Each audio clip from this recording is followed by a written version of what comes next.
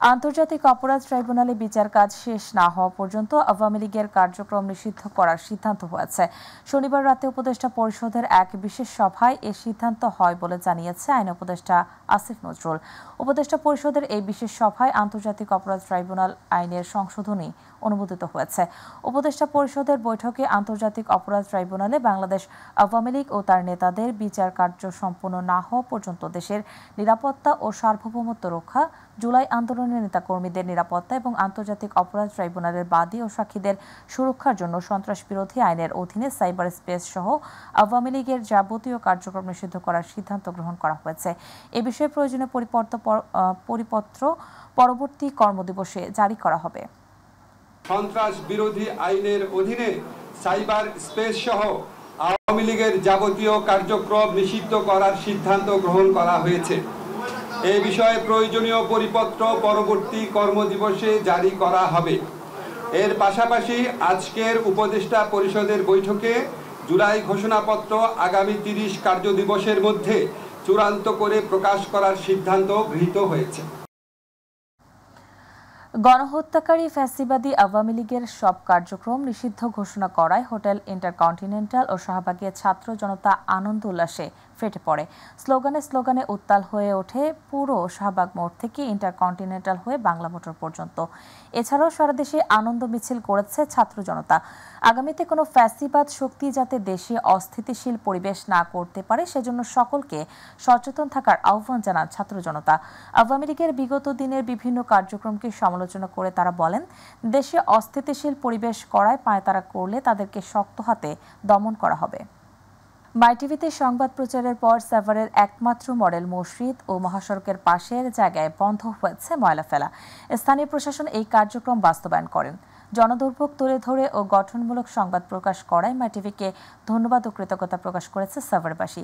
সেই সাথে জায়গাটিকে পরিষ্কার পরিচ্ছন্ন করে জনগণের স্বার্থে কাজে লাগানোর দাবি জানিয়েছেন তারা। সাভার থেকে আসাদুজ্জামান খায়রুলের রিপোর্ট।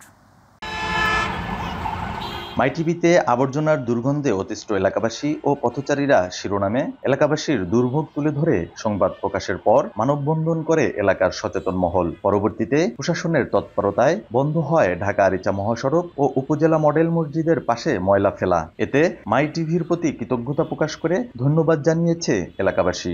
দুর্গন্ধ পানি, মসজিদে নামাজ পড়তে মুসল্লিরা যেতে পারতো না। মাইটিভি নিউজ হওয়ার পরে যে ময়লা ফেলানো এখানে বন্ধ হয়েছে, এর জন্য মাইটিভিকে অনেক ধন্যবাদ। মাইটিভি এই নিয়ে নিউজ করছে আগে, আমরা তাকে ধন্যবাদ জানাই। মাইটিভি সংবাদ প্রতিবেদনের পরে এই জায়গাটায় ময়লা ফেলা বন্ধ হয়েছে এবং গন্ধটাও দূর হয়েছে। আবর্জনায় জন্ম নেয়া ডেঙ্গু মশার কামড়ে স্বাস্থ্য ঝুঁকিতে ছিলেন এলাকাবাসী। এছাড়াও দুর্গন্ধে পড়াশোনা করতে কষ্ট হতো এলাকার শিক্ষার্থীদের। এখন আর তো ময়লা ফেলে না।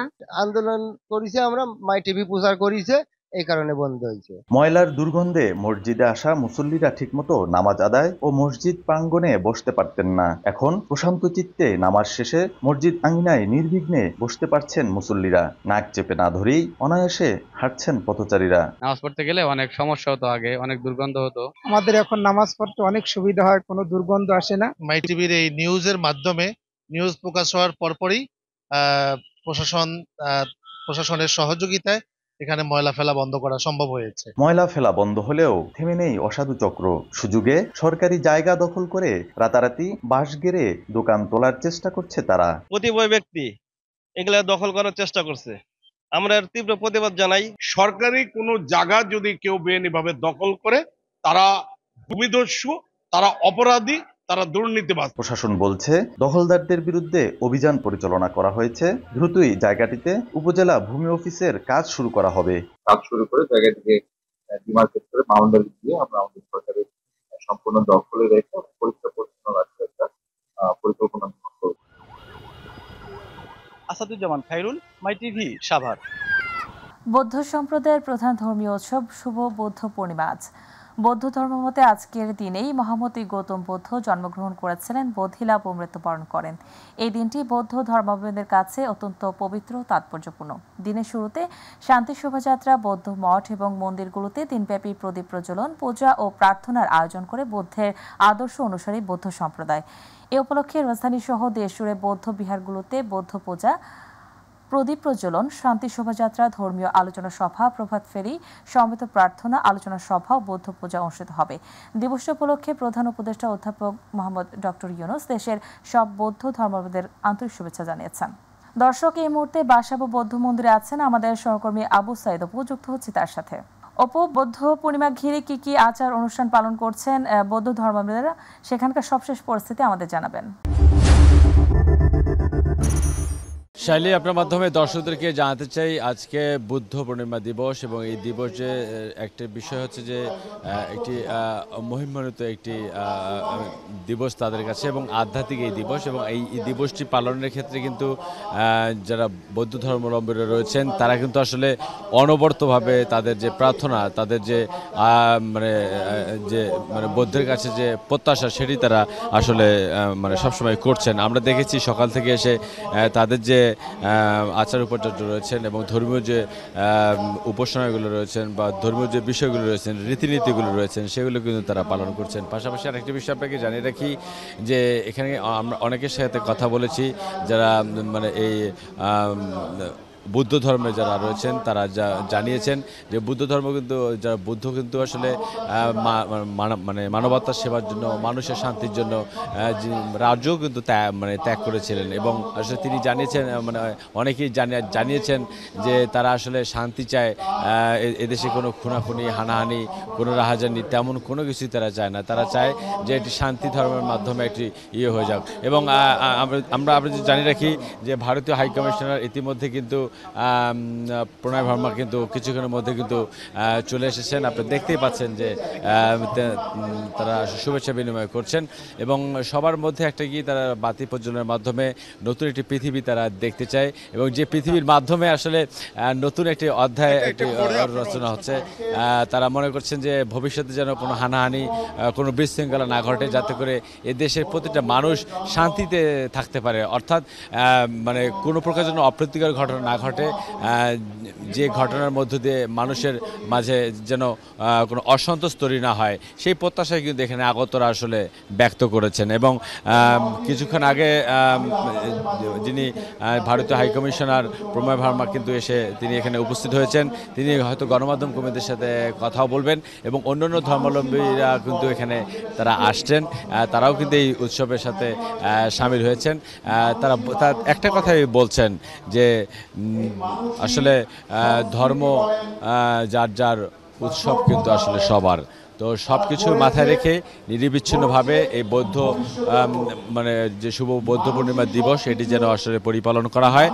আর পাশাপাশি সর্বশেষ একটা কথা আসলে না বললেই নয়, সেটা হচ্ছে সবার প্রত্যাশা একটাই, সবার মুখে প্রার্থনা ছিল একটাই, সারা বিশ্বের মানুষ যেন সুখে, শান্তিতে, সমৃদ্ধিতে এবং সংঘাতবিহীন একটি বাংলাদেশে যেন বসবাস করতে পারে, যে বাংলাদেশে কোনো বৈষম্য থাকবে না, যে বাংলাদেশে বিচারহীনতার সংস্কৃতি থাকবে না, যে বাংলাদেশের মানুষ তাদের হানাহানি থাকবে না, কারোর মধ্যে মতভেদ থাকবে না, এবং এমন একটি বাংলাদেশ তারা দেখতে চায় যে বাংলাদেশের মানুষ খুব সুখী সুন্দরভাবে তারা বসবাস করছেন। সেই প্রার্থনাই কিন্তু আসলে তারা অব্যাহত রেখেছেন।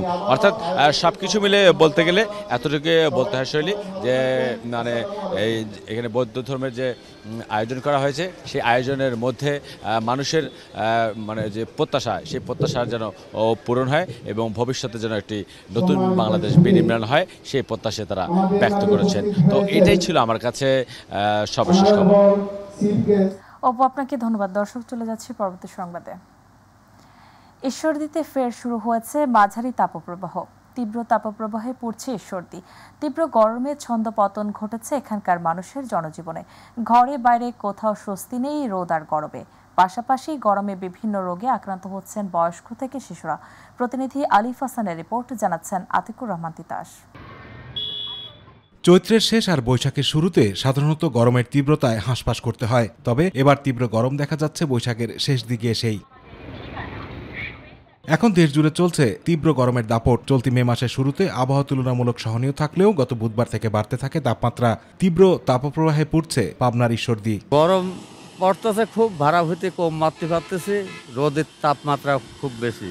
দিন আইনে দিন খাই, গরমে তো কাম করতে পারতেছি না, কি করা যায়। সমস্যা আছে। রোদের তাপ এতই প্রখর যে ঘরের বাইরে বের হওয়া কষ্টসাধ্য। গরম থেকে রক্ষা পেতে জরুরি প্রয়োজন ছাড়া ঘর থেকে বেরোচ্ছেন না কেউ। প্রখর রোদে পথঘাট সবই উত্তপ্ত। সব থেকে বেশি কষ্ট পাচ্ছেন খেটে খাওয়া শ্রমিকরা। যারা কাজে বের হচ্ছেন তাদের সহ্য করতে হচ্ছে তীব্র গরম। প্রচন্ড গরম, মানে ছেলেপেলে সব অস্থির হয়ে যাচ্ছে গরমে। মনে করেন বাইরে যে বেরোবেন, বাইরে বেরোলে মনে হয় যে শরীরের উপর জ্বলে যাচ্ছে, শরীর জ্বলে যায়, সারা শরীর জ্বলে যাচ্ছে, এত গরম, অতিষ্ঠ হয়ে গেছে গরমে। ঈশ্বরদী আবহাওয়া অফিসের তথ্য বলছে, শনিবার ঈশ্বরদীতে এবছরের সর্বোচ্চ তাপমাত্রা 39.8 ডিগ্রি সেলসিয়াস রেকর্ড করা হয়েছে, যা মাঝারি তাপপ্রবাহ। বাতাসের আর্দ্রতা ছিল 38%। চলমান তাপদাহ আরও বাড়তে পারে বলছে আবহাওয়া অফিস। আতিকুর রহমান তিতাস, মাই টিভি। এবার আমাদের কৃষি।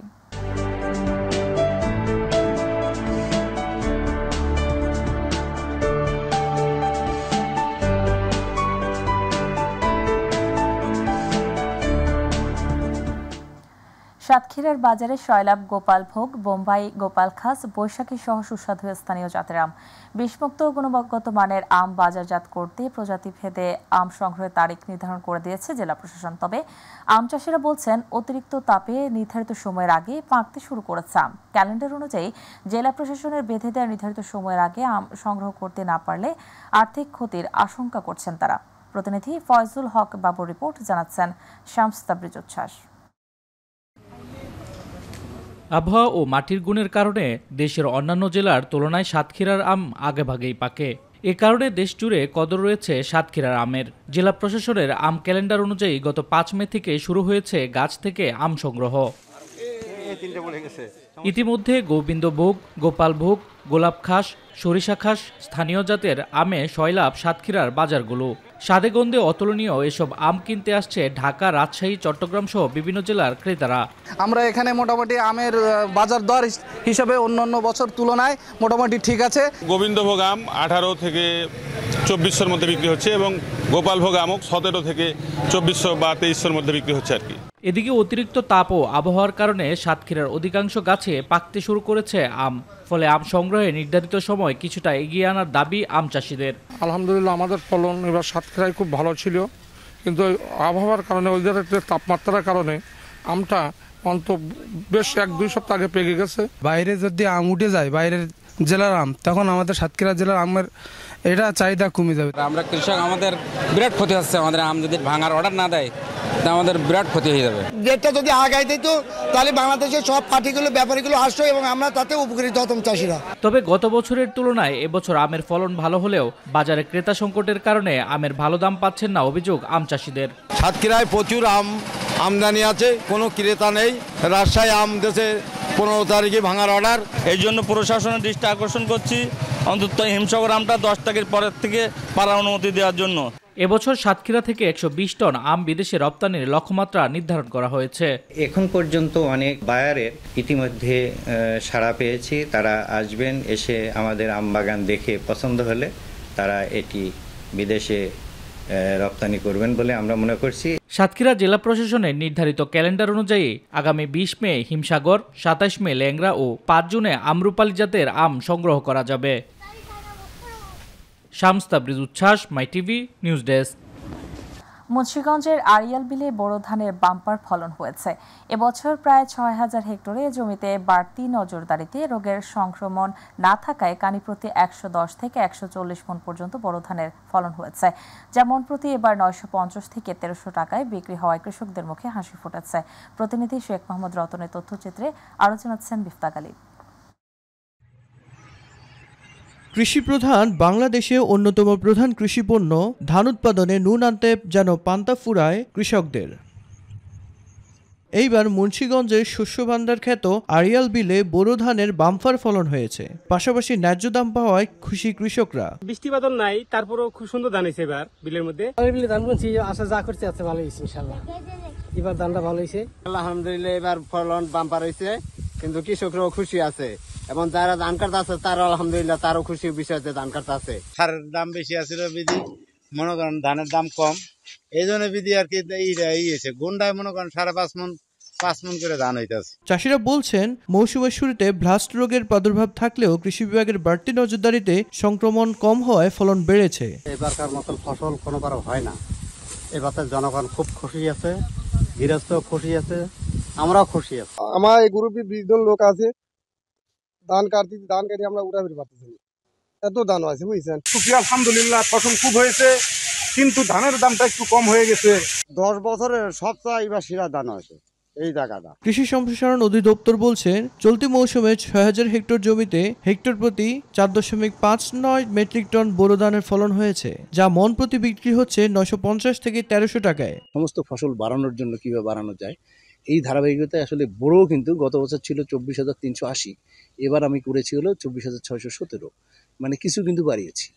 আমার মনে হয় যে যদি আমরা প্রয়োজনীয় সহযোগিতা পাই তাহলে এই পরিমাণটাকে কিন্তু আমরা বাড়াতে পারবো, এবং আমার মুন্সিগঞ্জ যে খাদ্য ঘাটতির একটা জেলা, এটাকে আসলে আমরা এই ঘাটতিটা হয়তো পূরণ করার ক্ষমতা অর্জন করতে পারবো। ফলনের পাশাপাশি ধানের দাম ভালো পেলে ভবিষ্যতে কৃষক ধান চাষে আরো আগ্রহী হবেন বলে জানিয়েছেন সংশ্লিষ্টরা।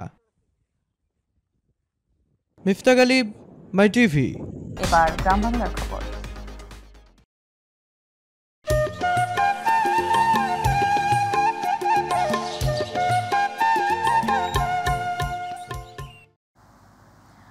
বিচার কার্যক্রম শেষ হওয়ার আগ পর্যন্ত আওয়ামী লীগের সকল কার্যক্রম নিষিদ্ধের সিদ্ধান্তে আনন্দ মিছিল হয়েছে সাভারে। উপদেষ্টা পরিষদের জরুরি বৈঠকে এই ঘোষণা দেওয়ার পরপরই সাভারের শহীদ ইয়ামিন চত্বরে অবস্থান নেয়া এনসিপি সহ বিভিন্ন রাজনৈতিক ও সংগঠনের নেতাকর্মীরা এই আনন্দ মিছিল বের করেন। এ সময় তারা আওয়ামী লীগের কার্যক্রম নিষিদ্ধ করায় অন্তর্বর্তীকালীন সরকারকে ধন্যবাদ দেন এবং আওয়ামী লীগ বিরোধী নানা স্লোগানে মুখরিত করে ইয়ামিন চত্বর। পাশাপাশি জুলাই গণহত্যার দায়ে আওয়ামী লীগের নেতাকর্মীদের দ্রুততম সময়ের মধ্যে বিচার কাজ শেষ করতে সরকারের প্রতি আহ্বান জানান।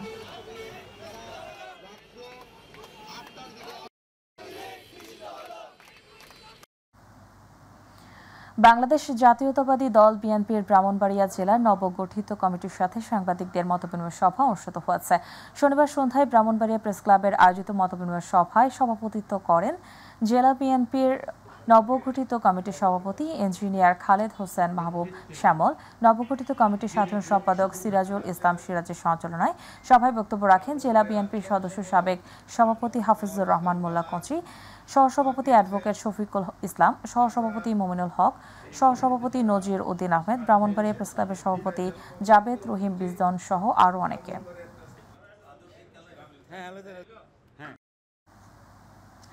ব্রাহ্মণবাড়িয়ায় ডিজিএফপি স্বাস্থ্য ও পরিবার কল্যাণ মন্ত্রণালয়ের আয়োজনে জেলায় নুরা হেলথ অ্যান্ড সিপিপি কার্যক্রম অবহিতকরণ সভা অনুষ্ঠিত হয়েছে।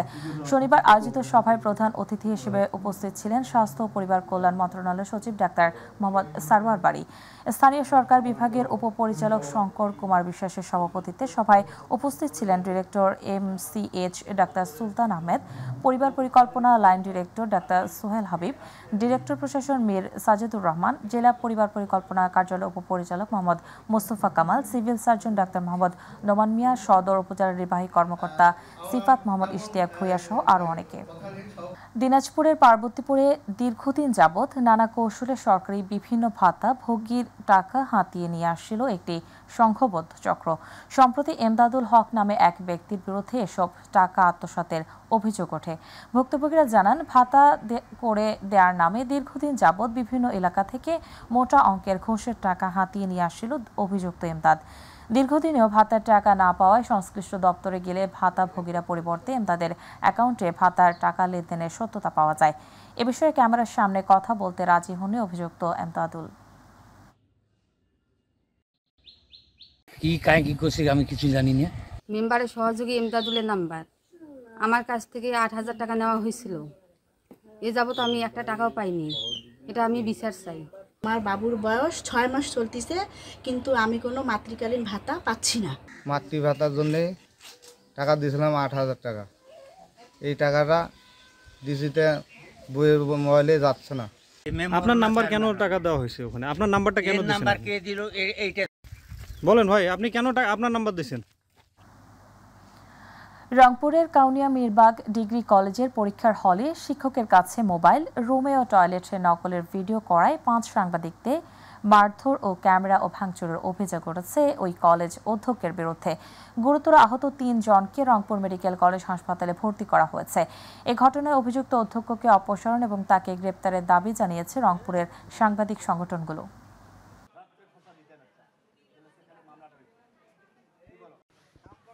আগের মতো এমন মামলা হবে যে আসলে দাঁড়াইতে না। আপনি ক্যামেরাটা এদিকে আসেন, আপনাকে বই আমরা এখান থেকে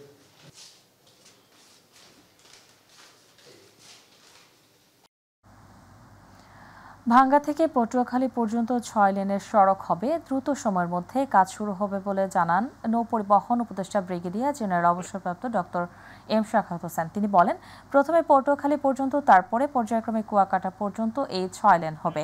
শনিবার বরিশাল সার্কিট হাউস হলরুমে সাংবাদিকদের সাথে মতবিনিময় সভায় তিনি এই কথা বলেন। জেলা প্রশাসক দেলোয়ার হোসেনের সভাপতিত্বে এ সময় বিশেষ অতিথি হিসেবে উপস্থিত ছিলেন শ্রম ও কর্মসংস্থান মন্ত্রণালয়ের সচিব AHM শফিকুজ্জামান সহ প্রশাসনের ঊর্ধ্বতন কর্মকর্তারা ও বিভাগীয় প্রিন্ট ও ইলেকট্রনিক মিডিয়ার সাংবাদিকরা। আমি এই বিষয়ে আমি কিছু বলতে পারবো না জেনে। এটা ছাড়া যদি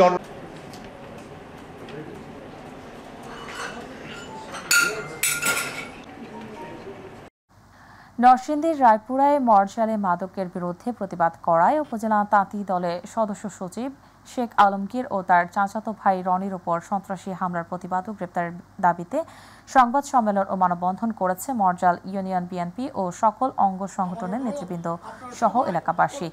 শনিবার মরজাল ইউনিয়ন বিএনপির কার্যালয়ে এই সংবাদ সম্মেলন অনুষ্ঠিত হয়। বক্তারা বলেন, হামলাকারীদের অবিলম্বে গ্রেপ্তারের দাবি জানান।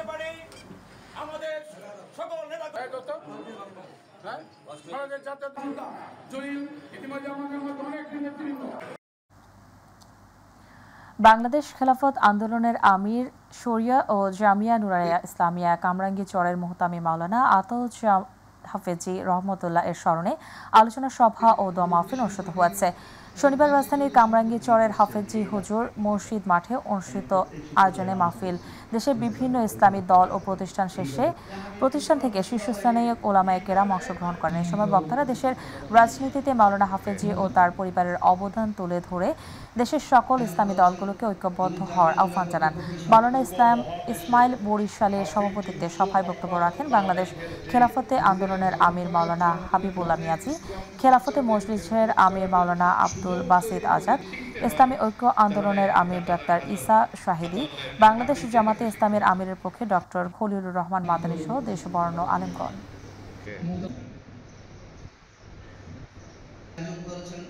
আমি জামিয়া কর্তৃপক্ষ